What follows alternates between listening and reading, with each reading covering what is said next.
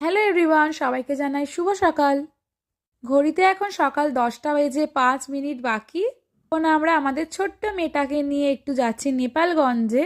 আমাদের কিছু কেনাকাটা করার আছে, সংসারে ছোটোখাটো কিছু টুকিটাকি জিনিসপত্র অনেকদিন ধরেই কিনতে যাব ভাবছিলাম, কিন্তু আজকে হাটবার, আজকেই ভাবলাম যাই ঘুরে আসি।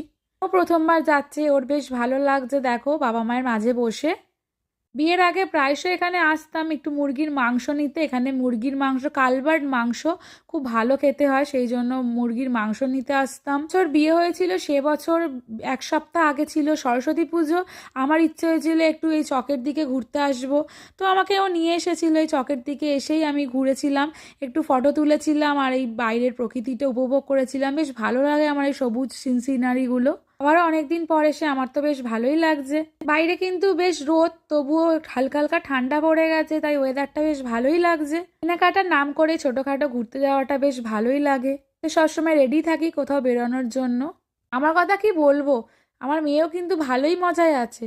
আগেরবার যখন এসেছিলাম তখন ভাবিনি যে আমাদের এই পুচকিটাকে নিয়েও আবার আসতে পারবো। বলতে বলতে দেখো চলে এসেছি এই যে নেপালগঞ্জের বাজারে।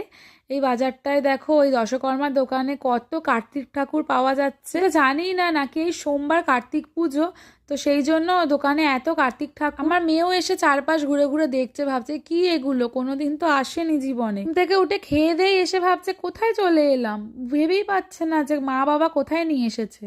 প্রথমে এসেই ও দেখো একটা শাঁখার দোকানে নিয়ে এসেছে। এখান থেকে আমি আগের বারেও শাঁখা পরেছিলাম, তবে শাঁখাটা ভালো ছিল না। এবারে এসে আমি আগেই বললাম যে দাদা একটু ভালো দেখে শাঁখা দিও, কারণ আগের বারে শাঁখাটা মোটেই ভালো ছিল না। দেখো এখানে শাঁখা দেখতে দেখতে আমার এই শাঁখের দিকে চোখ গেল, কি সুন্দর। এটা দেখে অনেক ছোট শাঁখ মনে হচ্ছে, কিন্তু শাঁখগুলো ছিল বেশ বড় বড়।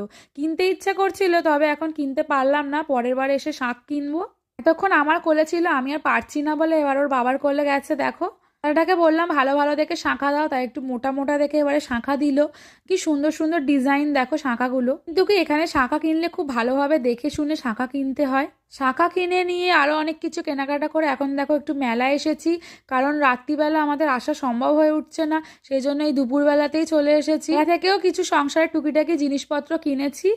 আরো কয়েকটা দোকান খোলা থাকবে, কিন্তু এই কাপ প্লেটের দোকান ছাড়া আর কোনো দোকান তেমন খোলাই নেই। সেখান থেকে কাঁচের কিছু জিনিসপত্র কিনলাম, সেই দোকানটা ছাড়া দেখো মেলায় আর এই দোকানটাই একমাত্র খোলা আছে। একটু সাজার জিনিস বা বাচ্চাদের খেলনার জিনিস খোলা থাকবে, বাট কোনো দোকানই খোলা নেই। কি করা যাবে দেখি, কোনোদিন যদি সুযোগ হয় আরেকবার আসবো, মেলায় ঘুরে যাব দরকার হলে। এখানে দেখো কি সুন্দর বাচ্চাদের রাইডস। বিকেলবেলা যদি মেয়েটাকে নিয়ে একটু আসতে পারতাম খুব ভালো হতো, ওকে একটু চড়াতাম, ওর ভালো সম্ভব হলো না, কি আর করা যাবে। যদি সন্ধেবেলা বা বিকেল থেকে স্টার্ট হতো, বাবা কত